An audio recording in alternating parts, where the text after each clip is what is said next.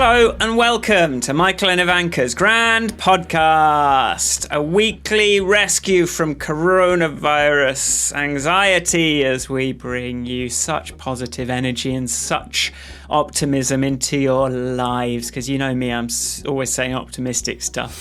My name's Michael Forrest. And I'm Ivanka Magic. And this week we're going to talk about how wonderfully adaptive we are to change, such as, you know, new glasses. Is that your... It's my first example. That's your first example. Do we adapt to new glasses? I have to say, mine did used to make me feel woozy, but now I'm like, can't deal without them. I mean, I don't know if you've noticed, there's this like disease thing going around that's, you know, it seems like it's having a bit of an effect. Well, I think it's forcing people to sort of rethink a little bit, you know, how they do their shopping and stuff. Adapting to queues. Adapting to have to queue for a supermarket. At gaps of 2 metres. Yes. Adapting to adding crosses on the floor. So adapting to having to quickly fashion a face mask out of the first aid kit in your car because the shop won't let you in without one on. Mm-hmm. Okay, that's interesting. That's what happened to me today. And MacGyvering. So there's a subtopic is MacGyvering equipment. It is, yes. I did a lot of MacGyvering. Growing more things. Adapting to not being able to having to think before you shop for things because it's going to be a lot of bother to go and get them. So, you know, you've got to think about whether you really, really want it. The enormous explosion of people making sourdough bread. Yeah, I've noticed that all the flipping flour's gone in all the shops, though. So a bit selfish, you bread makers. It's a bit weird. Not being in the UK at the moment I think, is quite... Oh, this is the most not in the UK I've felt. Right, well...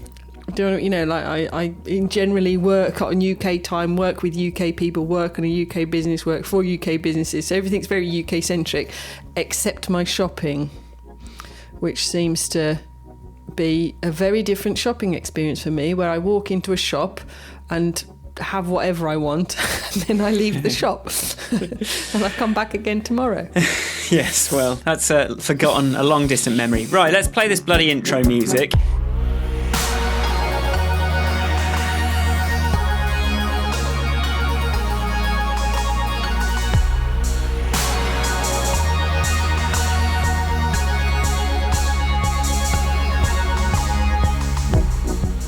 So I was thinking, I wonder how my friend Ivanka is.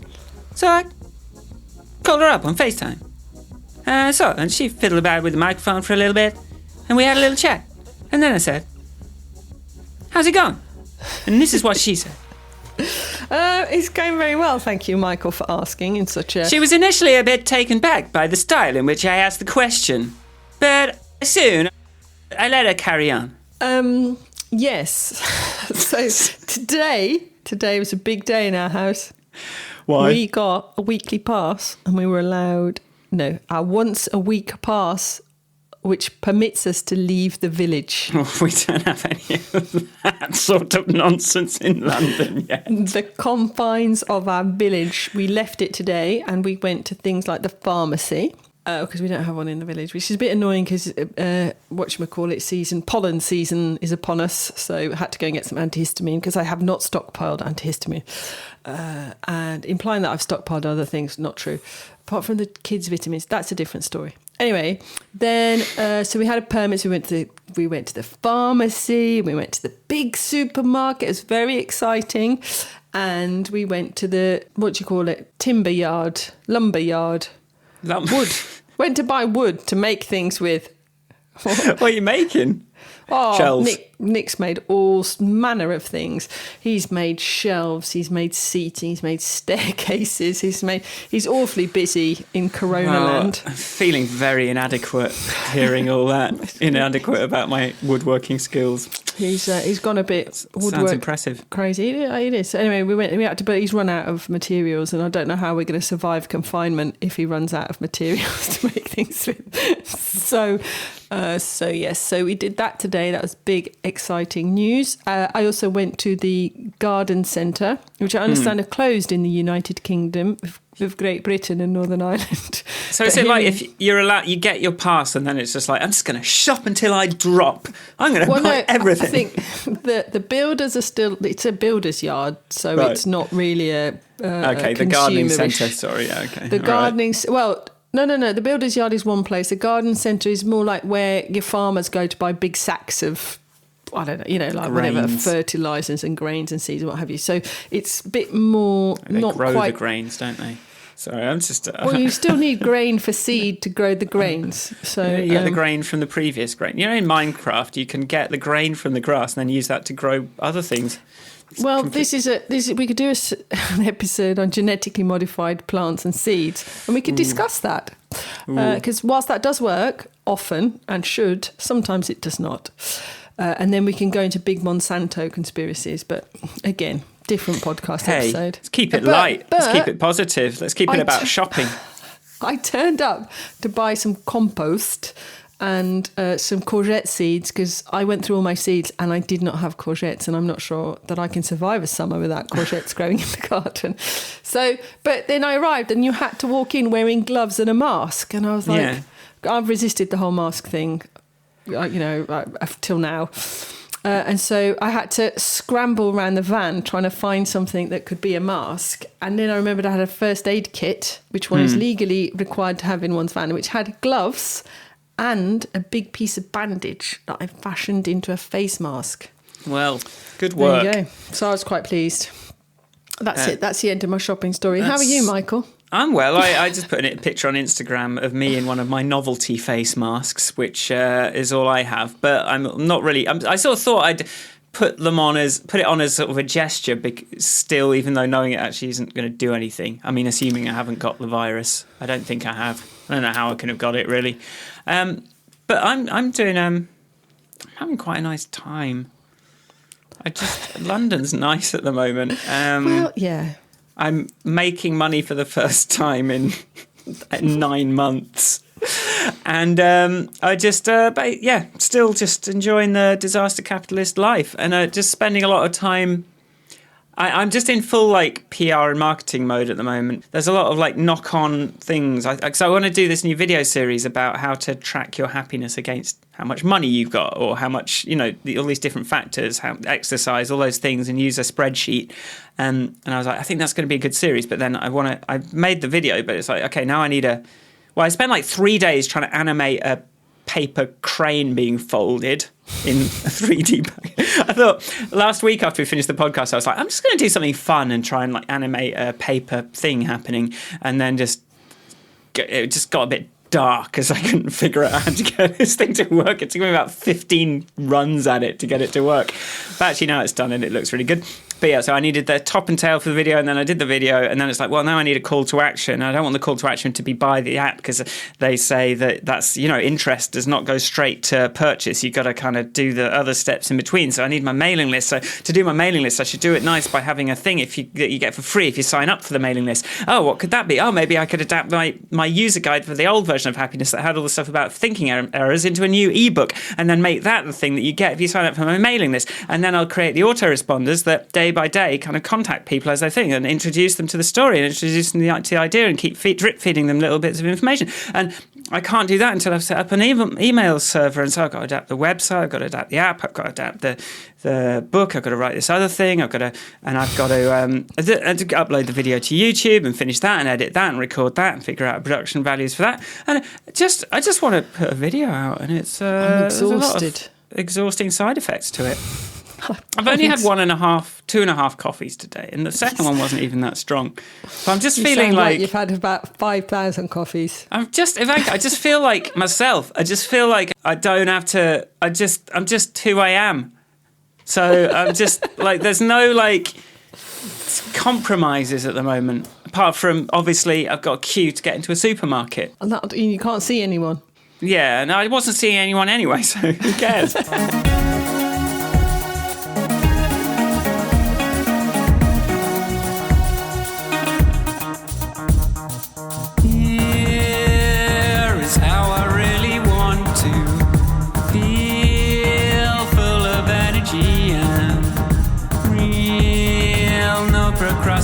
desperation to steal the hours of my days away.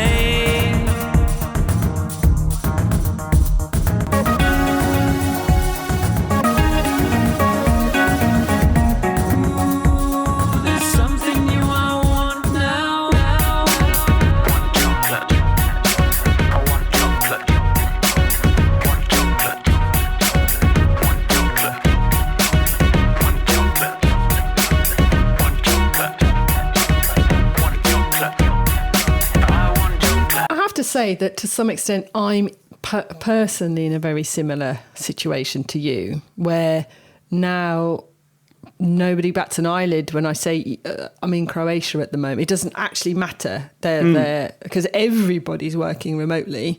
In fact, I find myself far better set up than most people to work remotely. So, you know, I think in different circumstances I would not have got the contract that I just got. But no, because they don't know when they're all going to be allowed back in the office, it makes no difference. So yes, I think I'm in many ways benefiting from that.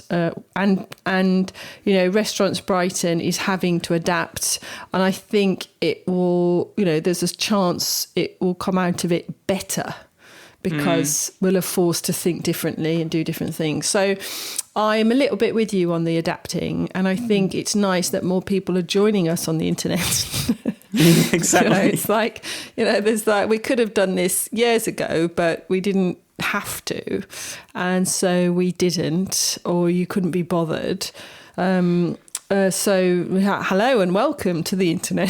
This is what it was invented for. Isn't it brilliant? This is how it works. Enjoy. Just think we were all getting into giant pieces of metal and shipping ourselves off and having to stand up next to someone's sweaty armpits. And now you can just like stay in your pants. Turn off your FaceTime, turn off your camera if you're on Zoom. I have to say, I don't trust people that don't turn on their camera. No, I mean, I think it's at least good etiquette to say hello and then say my internet connection's not very good, I'm going to turn off my camera. I personally, that is one thing that I find a little bit, there's quite a lot of people going, oh, it's going to be really bad having to go back to wearing trousers that haven't got elasticated waists. I'm like, I still dress for work. Yeah, me too.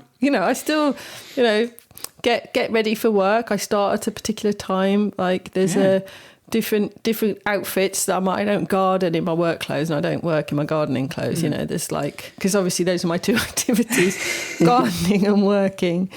Cooking I can do in either gardening clothes or working clothes. I like you call them gardening clothes. I call it chilling gear. We have our chilling gear, but that's for like indoors, uncontaminated by the outside world. So that's different to gardening clothes, which would be a separate. They've got to be allowed to get a bit muddy. I've always sort of just worn my main clothes, and it's only since living with Sharon that I've sort of introduced that elasticated waistband evening costume change. I can never be bothered to do it, and having to take my shoes off as well. Like it's a change, but it's a nice one. It's nice to sort of feel like you can just cuddle up and get And it also punctuates the end of the day, doesn't it? It's like, yes, we're not exactly. You need to be like, ideally you need to be wearing your shoes while you're working at all times. I agree. Yeah. Yeah. So none of this sitting around in pants, and I don't approve of this. Okay, so adapting to change. I think people get really. This is one of the core concepts of something that I've been interested in for ages, which is this thing that.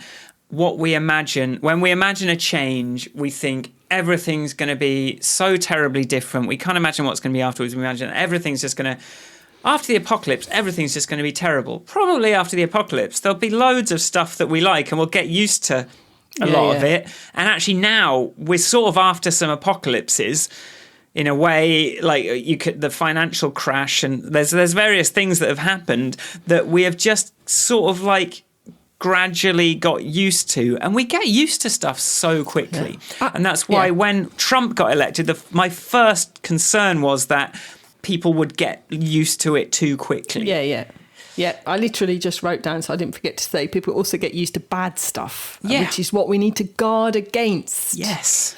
We must always guard against getting used to bad things. Yeah. No bad things. You need to constantly be mindful of whether or not something is a positive or a negative. And if you see a lot of negative things, then you got to act on it and make a change. But yeah, we're thrown into this thing, and there's teething problems. That's all. You know, there's always a bit of teething. It's true. Yeah. So I think the teething problems in this particular instance are exacerbated by the actual disease factor that's forcing it.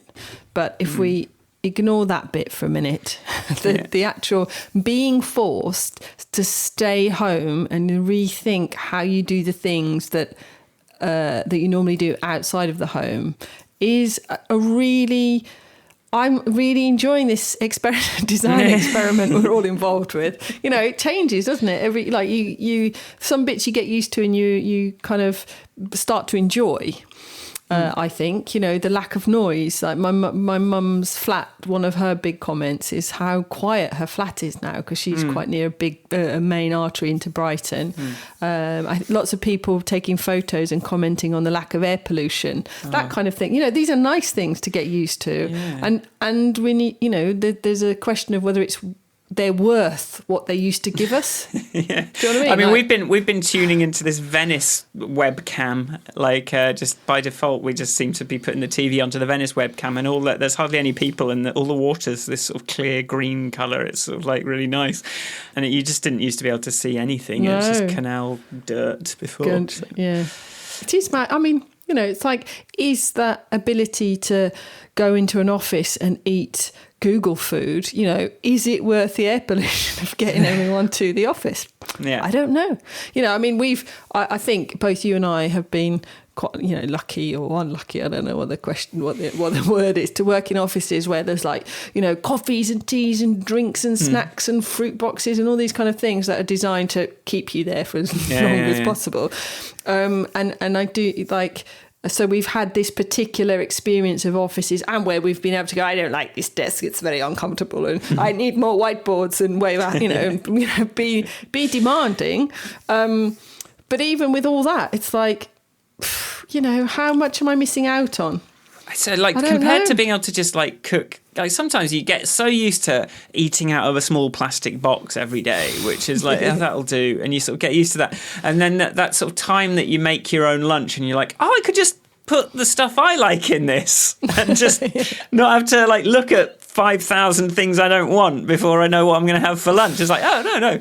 Put some chili in there, put some this, some little, like, fry up some little fake sausages. I'm going to get that in M&S. We're finding as well that we're doing, there's not that much snacking going on in our house. I don't know what maybe it's, I don't know. I mean, but then we've worked at home for so long now that there's none of that drift downstairs, open the fridge, find that it's still got all the same stuff in it had half an hour ago. I would love to hear from people, like, have people been finding themselves losing a bit of weight? Because I have been consistently, like, at least half a kilo under my target weight for, like, the last 2 weeks without really concentrating on it. I've been eating ice cream a bit. I've been eating some fruit, some snacks and stuff.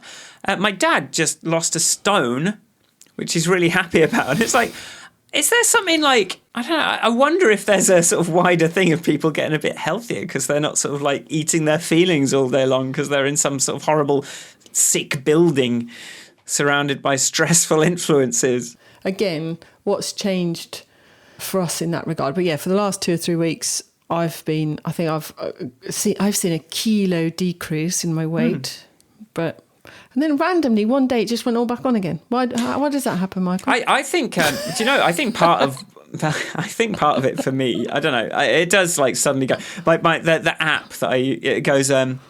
You've maintained a steady weight with a tiny little gain of 0.1 kilograms. Or if you put on a kilo, it goes, tracking your weight every day can help you stay on track. We've got the same scales. Yeah. Patronising scales.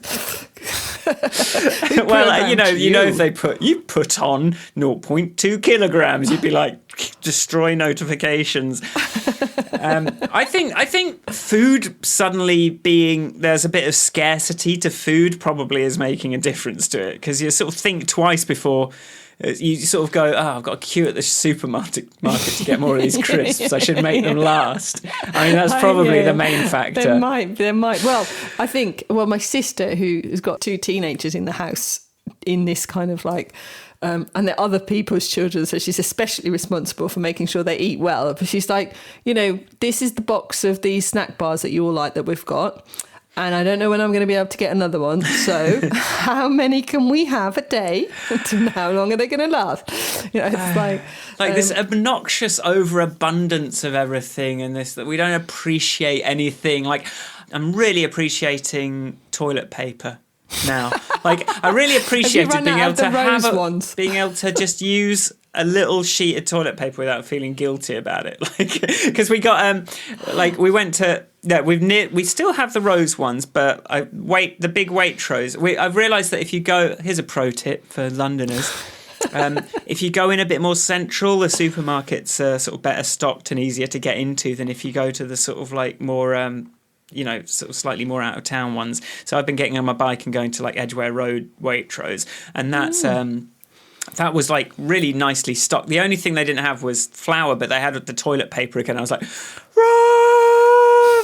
And obviously your first instinct is to buy a 9-roll or a 12, and I'm like, no, we need I buy 4 packs, and yes, as I said on Instagram, I would love a fucking medal. Thank you very much. But like, it was really nice that day to come home and just go, I'm just gonna blow my nose. It's gonna be nice. This is a remix de Michel Cachou. This is a remix de Michel Cachou. Oh, écoutez le remix de Michel Cachou. Je suis ici pour toi, pour vous.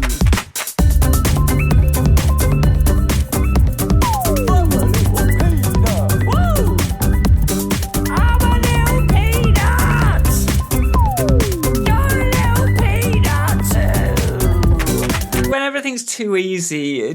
You don't appreciate it. So, I mean, there are so many benefits to a change like this, and I'm getting a bit tired of hearing podcasts. I'm listening to, there's this Heavyweight podcast that I've been enjoying, but they're sort of doing these like weekly COVID catch-ups, and they're all talking, and the way they're sort of talking about this virus is like, I mean, it's not the bubonic plague. You're not gonna die a horrible death. It's, for most people, some people are going to have a bad time, but like, stop talking like this is the end of the universe. It's like, you're young and you're self-isolating. You're going to be fine. It's just a bit of inconvenience. And yeah, like your job situation is going to be tricky, but like, because everyone's job situation is tricky, hopefully it's not as bad as if you were just on your own having. It just you hope it will make people just start to empathise with what about when something unexpected on this magnitude happens to someone and they're the only one. Around. Totally. I mean, I have to say, I'm finding that I agree with that. Two data points for this point. One, a friend of mine commented, I did not watch the documentary, shared a documentary about the Spanish flu, but he said, I hadn't realised that it was so fatal. It was, if you got it, you could die very quickly, like within hours. It was that that virulent. Is that the right word? So there was that. There's also another friend of mine's making a documentary for the television. She shared with me a couple of things like how bad swine flu was in certain places, or SARS. They're like, just because they can't get to, or even Ebola, just because they didn't get to pandemic levels, they were just epidemics, and they didn't affect us. Yeah, and the way it spreads was different. Like the genius of COVID-19 is that it is symptomless for a few days. Yeah. And imagine if Ebola had been sneaky. Imagine if Ebola had been symptomless for a few days. That would have been it. Like, it would have been done. Right. Talk about adaptation. Like the viruses are adapting. So we do have to watch out. We do have to be ready for stuff like this. And that on a forget the adapting part of the adapting is going. We can expect this to happen more. These kind of viruses coming from the animal world to the human world, apparently. So therefore, having maybe programmed into our lives that every 3 years there will be a period of isolation, or whatever it might be, or that, so you're still having a forced period of reflection. Whether that's because you've been affected terribly, have a bad employer but then I think society will punish those people because you can't have I think something like universal credit applications in the first week of corona isolation or shutdown or lockdown, whatever they're calling it in England, was like 900,000 applicants in a week. Jesus. I read that somewhere. I can't find where. I don't know where I read it, but the figure stuck in my head. I'm sure you'll Google that for me and send me the link very efficiently after the end of this podcast, and I won't have to look at it in a panic on Tuesday afternoon when I'm trying to release where's the link to the thing? I was Tuesday afternoon trying to release the podcast, go, Ivanka, where was that link? And then 5 hours later after I get a reply from Ivanka. Thanks. I'm super efficient. What was I going to say? And similar for the US welfare applications. It's sort of like bimbles along at a very steady speed, and suddenly it's gone more hockey stick than the COVID graph. Absolutely, that is that effect. There is that effect which is affecting a large number of people very negatively.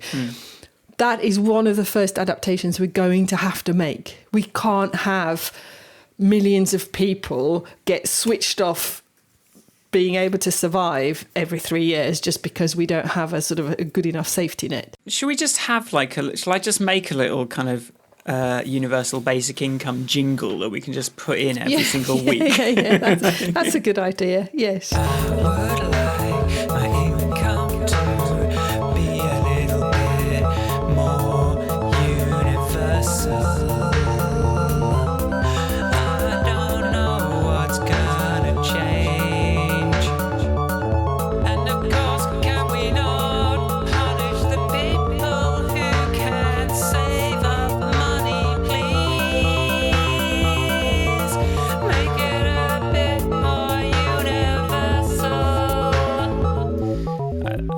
Exactly an anthem, but I guess I'll have another go next week.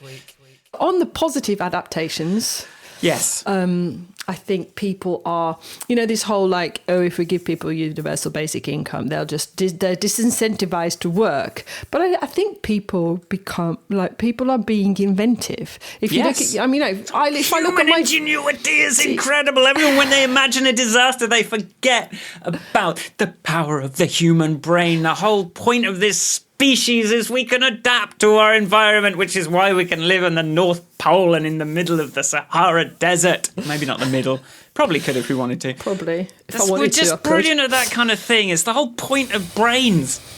But my Facebook feed is loads more fun these days. Got baking attempts, drawings, animations, 3D printed protection masks. People are just making stuff because what else are you going to do?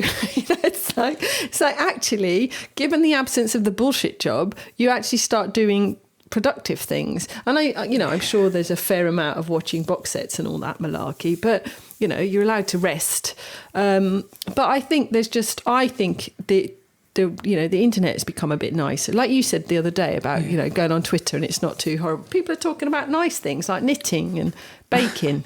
I have noticed a little bit, like since I said it, as soon as you record an opinion, you start to notice all of the refutations of that opinion. It's like, oh no, I recorded that opinion. And I'm like, I did find some stuff. Do you know what? I tweeted this as well, but I do love how TV has worse production values than a lot of YouTubers now. I don't know if you have the late night show, because I sort of have the Seth Meyers thing and Stephen Colbert kind of come through my YouTube a lot. And now they're stuck at home and doing these interviews with celebrities over Skype who haven't really got their proper makeup on, and and the sound is bad. It's like, you're just people. The magic is gone. It is quite funny as well to again, going back to those of us who've been on the internet or been happily playing on the internet. And I'm far from the nerdiest person playing on the internet, but just if you're comfortable with it, It's just a very different interaction, and we got all the gear. It's like I have webcam, have microphone, can do things on the internet rather than just relying on the phone. My yes. Let my I want to do a little I just want to say, pretend that earlier I said my father, whose name is Richard, just lost a whole stone, so that now I can start this next part. So I got a notification on my watch today from my stepmom, and it started Richard dead, and I thought, ah! And then it continued, chuffed that he's lost a stone. And I just wanted to go back to, it was like one of those telegrams where you pay by the word. I thought I was getting one of those for a moment then, like my subconscious brain. But, episode 2 of this podcast was death. Yeah. And how we talked about death of a way of life or death of a person, all these things that death is creative. Death is part of creativity, and that's and a change is a death of an old way of things being and a birth of a new way of things. Progress is the loss of stuff that you used to be able to do and the introduction of along with the new stuff. We've got this sudden death of a way of life, and we're just seeing firsthand how sort of beautifully creative that can be. On the subject of creativity and sourdough, yes, I've found by doing some commenting on the, I've put, in my household, we make 2 kinds of bread. For many years now, we've been making our own very simple dried yeast-based bread, and now I make sourdough as well. So I published my simple bread recipe, and then somebody went, oh, you can't buy dried yeast in the UK at the moment. And then somebody else came, well, here's a Twitter feed on how to make your own yeast. So that's what I'm doing this week. Lovely. And I make my own yeast. I thought that was basically what the sourdough starter well, was. I agree. That is what I thought it was. Yeah. But I shall report back next week after I've done my home science experiment. Okay. You rinse unwashed fruit and keep the water, which is essentially the yeast off the skin of the fruit. Right, okay. But it's weird. It's fungus, isn't it? It is fungus. It's fantastic fungi. Your sourdough starter is just like it's just like a stinky. Does it just come out the mycelium? Flour. The mycelium underneath, around everything, is just like sporing all over everything. Anyway, it's brilliant. I want to go and talk about something you sort of touched on earlier, which was adaptation. In evolutionary terms, works best when, sexual reproduction is an invention where you cross-pollinate different attributes between different individuals and you create a new one. And nature discovered a long time ago that was quite a good way of doing things, quite a good way of adapting to environments in a more efficient way. So what we're finding, I think it's really interesting what you said about how we're being forced to adopt these come up with new practices, but when we go back to when this dies down, we're going to now be basically cross-pollinating those 2 different worlds, all my digital offerings and my in-person offerings, and you're actually going to create something that's stronger. And I think that's a really good point. If you can make it through, if you don't die in childbirth or whatever this analogy is, one of the people makes it to rearing age or whatever it is. As long as both strands can make it through, you're going to have something a lot better. That's exciting. Yeah.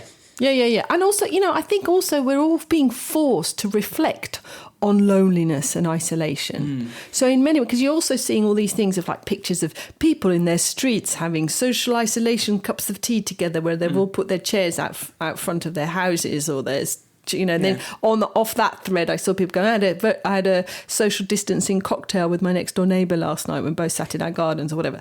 But inevitably, instead of loneliness being something that happens to those other people who are lonely and are sad. Yes. It's all of us. It's like, I'm lucky enough to live in a house of 3. I am not suffering from loneliness. but But, you know, my neighbour, he lives on his own. So we have a little chat. I got a bag of free almonds off his tree the other day because I, you know, make a point of asking all of shouting over the walls, asking how everyone is. But, you know, it's like I think all of these things, like you were saying earlier about that, you know, there's a few good things that can come out of this. One is, okay, shit does happen, and it could happen to absolutely anybody, regardless of how clever and capable they are. Yeah. External factors can wipe your world away. Yes, meritocracy is a lie. If anyone does not see this now, surely. Then, and the second thing is, like, you know, you cannot exist without other people. You know, it's this idea that you know, you can shore up your own position and you will be okay is a fallacy, because even if you want to stockpile away from your neighbours, do you want to stockpile away from the nurse that's going to hold your hand as you die? Of course, This nurse has got a lot of stuff to do with people. Poor nurse, it's got all sorts going on. But, you know, it's like, you need all these people. I still need the bins to be emptied at the end of my road. I need all of these things to happen regardless. Also, I think in cities, it's fostering that, like, and just, I wonder how this, and you just talked about it, but like, I haven't felt it so much firsthand yet, but the NHS clapping and hearing that around is sort of like opening up this sort of forgotten local connection, because we're all used to just being able to go to the bit. We go to work and that's where we do the connecting, and then we come home and we ignore our neighbours, and I don't know I don't like, it's really, I don't know. It's nice to connect to people nearer you a little bit more. I don't know if it's London is particularly tricky. I think I mean that's the only really big city that I've lived in. But you know, one of the reasons I went back to Brighton after I lived near you was like when, you know, my back went and I realised that all your friends and your socialising happens around your office, and then everyone goes to their different bits of London. Yeah. So if you're ill, you'll find that most of your friends have got to travel for about an hour and a half to help you. Yeah. So it's like, you might as well go and live around the corner from your mum, was my personal adaptation, you know. But you suddenly realise that you actually haven't got a clue who your neighbours are, because you're never around to socialise with them at all. Whereas now, again, and so I think that is a positive aspect as well. You've got to make do with the people close to you. Yeah, which you can't be so picky. Yeah, it is true. It's really easy to find things wrong with neighbours. For instance, I mean, case in point, last week's podcast episode was a nightmare of voices coming through the wall because of my studio neighbour, and our next door neighbour's a bit weird as well. But I think, like, it's like the way you sort of have to get used to people that you work with and then you are friends with them. Like, I mean, I sort of remember going to lunch once and like, it was only Otto around. I was like, I'm just going to go on my own. And then he was like, oh, you go to lunch. And then, you know, I got to know him a bit. And other people that I've worked with that maybe I was a little bit, because he had that moustache and that sort of, I was like, oh my God, what is this? Can I just leave that in? Can I talk shit? Otto doesn't mind me talking shit about him. That's one of our things, just seeing how hard we can go at each other with piss taking. But like, you're forced to kind of hang around with someone a little bit more, and you sort of break through those initial preconceptions about what they're like, and actually kind of discover, you know, who they really are, and get to know them, and you realise, oh, you just really, really care about Terraria. Well, okay. You know, I've made some very good hipster friends by just being forced to work with them for a bit. It's true. So it's something to learn there, for sure. You need these tablets with little red ones in the top.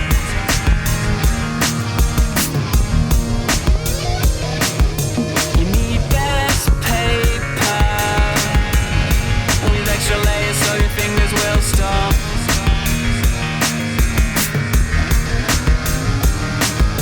You need best cigarettes. You've got a busy day.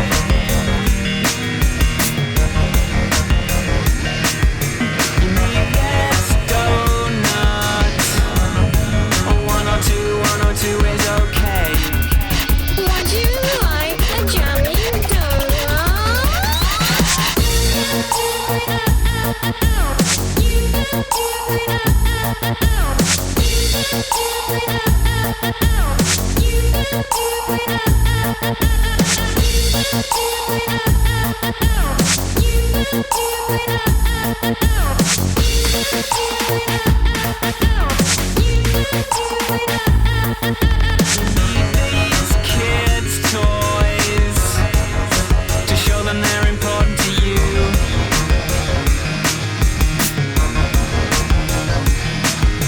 You need this time away by the sea. Your life could improve.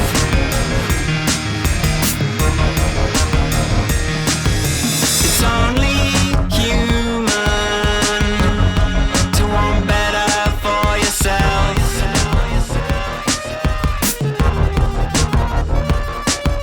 But time has proven that nothing good ever comes off the shelf. Would you like something off the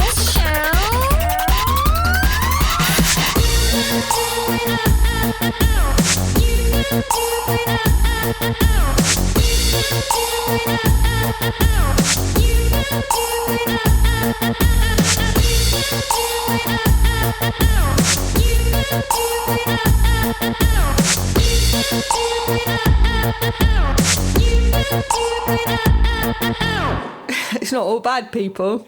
Oh, it's so far from being all bad. And I think this is going to make us, what doesn't kill you makes you stronger. Yeah. Good That- insight there from me. Yeah, that's my only little thing watching the news from the UK. It's like, if anything happens to anyone I care about, current government, I will never forgive you. I mean, to be fair, we weren't exactly on board with them in the first place, and I think No. if we had known what to do to destroy them, we would have done it by now. So maybe just it's a strength, but there were a lot of people still supporting them for whatever baffling reason. But the hope is that democracy will work this out eventually. Socialism will prevail. Humanity will re-emerge Corporatism. from this exploit. We've been watching like property porn on YouTube, just like these tours, house tours of like $12 million properties in the US, or like we saw the one that was like a $200 million estate in somewhere, and I've been sort of seeing through the eyes of people who have about 1 million times too much money, seeing what they're buying, and it's like, oh, you've got a steam room, and they've got like they've got these houses with like 8 guest bedroom suites all overlooking the lake, and then there's like a lounge, but then there's like a man cave area, there's a panic room, there's a dining room, there's a library, there's a spa, there's a cottage down the hill that's got all the same, better facilities than in anyone's house. There's a helipad, there's a like the boat dock, there's all these things, and you just imagine someone trying to make them like, well, you got all these rooms and you're going to be in each one for like 5 minutes a year. What are you doing with all this? You sort of it's a real insight into the insanity of the wealth inequality that. My only point is, have you heard of universal basic income and not doing and just bringing back socialism? In conclusion, fucking cheer up. In conclusion, hang on in there. Hang on in there. Hang on in there. There's going to be some stuff that comes out of this that's going to be good. It's going to be. I'm going to raise you good and bring in a great. Whoa. I'm going to raise you to great. That's my feeling on this. Let me try and get a good. My God table damn it. sounds weird. It does, yeah. We've got to stay positive because I think we're going to be living like this for a little while now. Yeah, So get it's used to like, it. Get used to this and Get get used to it, positive but about it. not bad. Start thinking about all the things you're not missing. And just for the love of God, try transposing yourself back up 50 years and imagining what this would be like. For the love of God, you can talk to people with video chats every day. Like, come on. It's not that bad. Oh, imagine.